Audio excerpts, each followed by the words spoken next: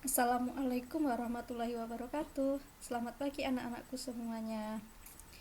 Nah, pada kesempatan hari ini kita akan membahas materi tentang bahan-bahan listrik dan elektronika.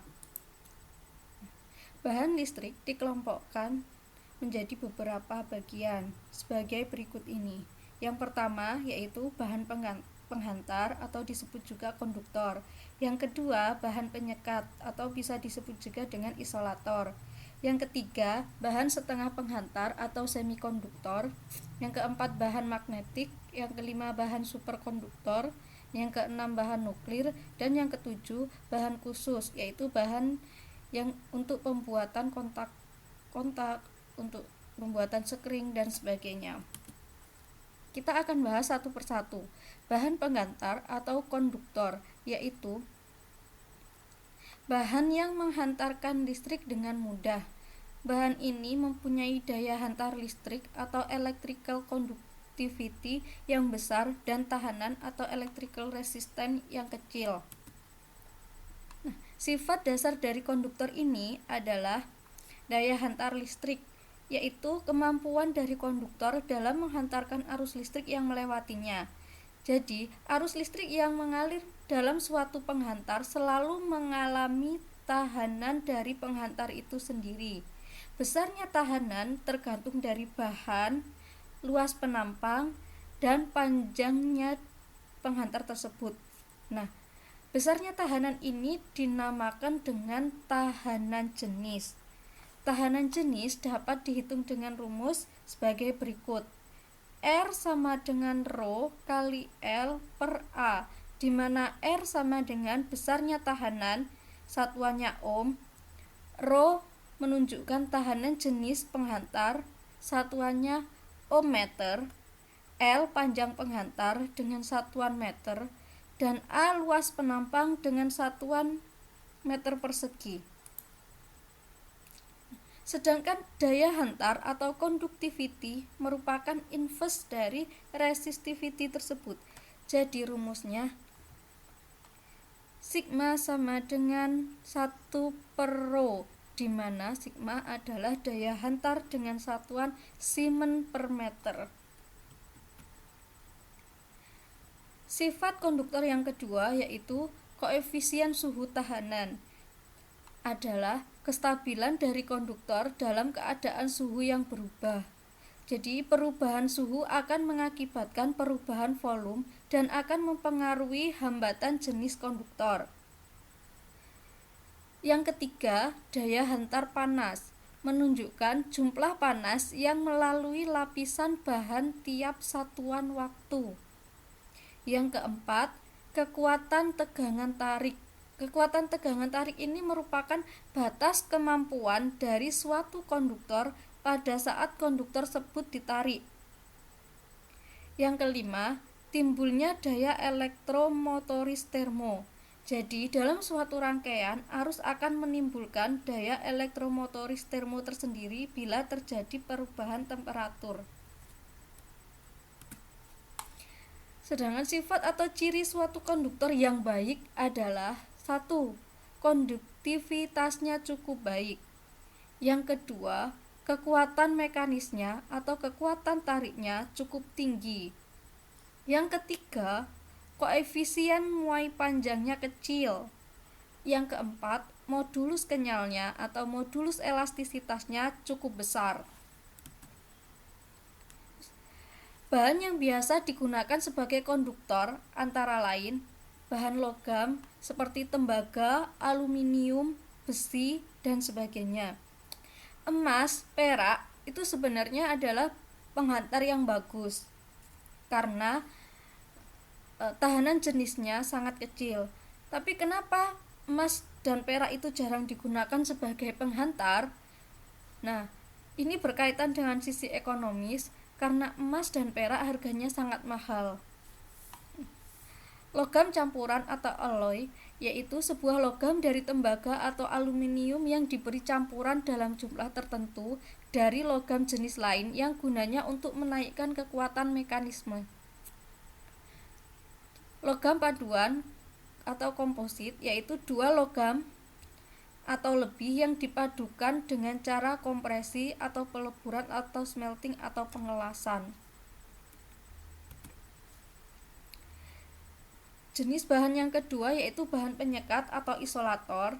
Nah, isolator ini merupakan semua bahan yang tidak dapat menghantarkan arus listrik dengan baik. Bahan ini digunakan dengan tujuan agar dapat memisahkan bagian-bagian yang bertegangan atau bagian-bagian yang aktif. Jadi, bahan penyekat ini harus mempunyai tahanan jenis yang besar dan tegangan tembus yang tinggi. Jadi, bahan penyekat ini atau isolator ini adalah kebalikan dari konduktor. Nah, karena tujuannya ini digunakan untuk memisahkan bagian-bagian yang bertegangan, maka sifat isolator adalah sebagai berikut. Sifat kelistrikan. Bahan penyekat mempunyai tahanan listrik yang besar. Sifat mekanisnya, mengingat luasnya pemakaian bahan penyekat, maka harus dipertimbangkan kekuatan dari struktur bahan tersebut. Sifat termis, jadi panas yang ditimbulkan dari dalam oleh arus listrik berpengaruh terhadap kekuatan bahan penyekat. Jadi misalkan sebuah isolator itu kan melindungi konduktor. Kalau misalkan dari konduktor itu mengeluarkan panas, sedangkan bahan dari isolator tersebut itu tidak tahan panas, maka akan cepat memuai dan yang lainnya. Nah, itu tidak bagus. Yang keempat, sifat kimia. Panas yang tinggi yang diterima oleh bahan penyekat dapat mengakibatkan perubahan susunan kimia dari bahan tersebut. Nah, beberapa bahan yang termasuk isolator listrik adalah porselen, karet, kaca, ebonit, plastik, sutra, parafin, marmer, kapas.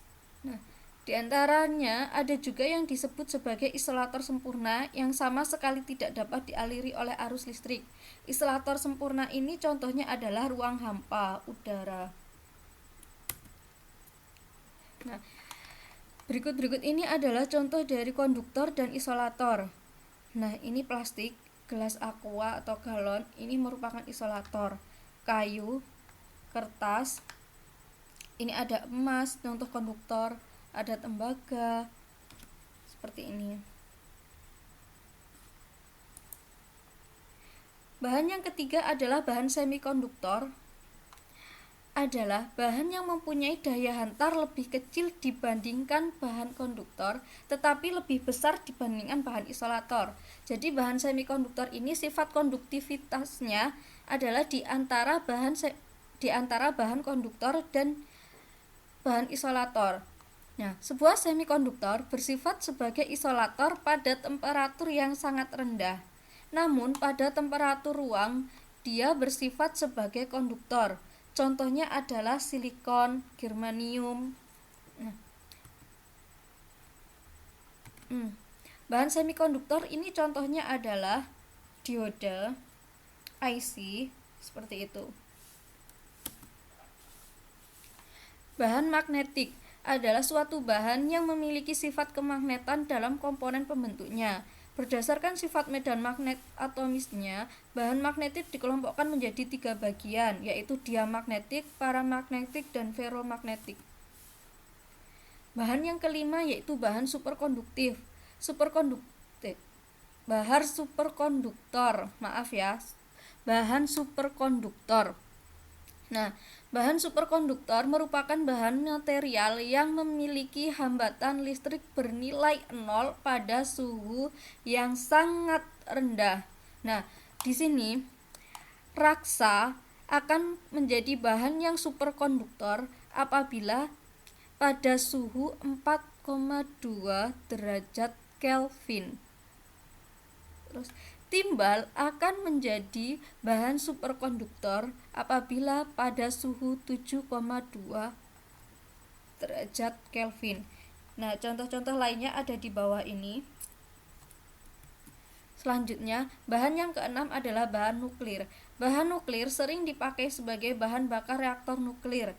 Reaktor nuklir adalah pesawat yang mengandung bahan-bahan nuklir yang dapat membelah, yang disusun sedemikian sehingga suatu reaksi berantai dapat berjalan dalam keadaan dan kondisi terkendali dengan sendirinya. Syarat agar suatu bahan dapat dipergunakan sebagai bahan-bahan nuklir adalah bahan yang dapat mengadakan fisi atau pembelahan atom. Nah, dari beberapa bahan listrik ini yang akan sering kita pakai sampai ke belakang adalah 3 bahan. Bahan konduktor, isolator, dan semikonduktor. Tapi nanti pada berjalannya waktu untuk instalasi listrik yang sering dipakai adalah isolator dan konduktor.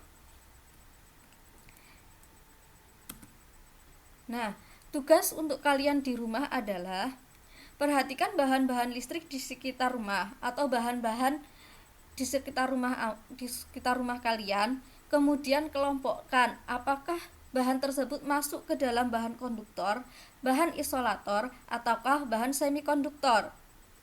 Nah, setelah kalian kelompokkan, jangan lupa itu kelompok-kelompok bahan tersebut kalian foto, kemudian kalian kirim ke WA ibu atau kalian post di classroom kita.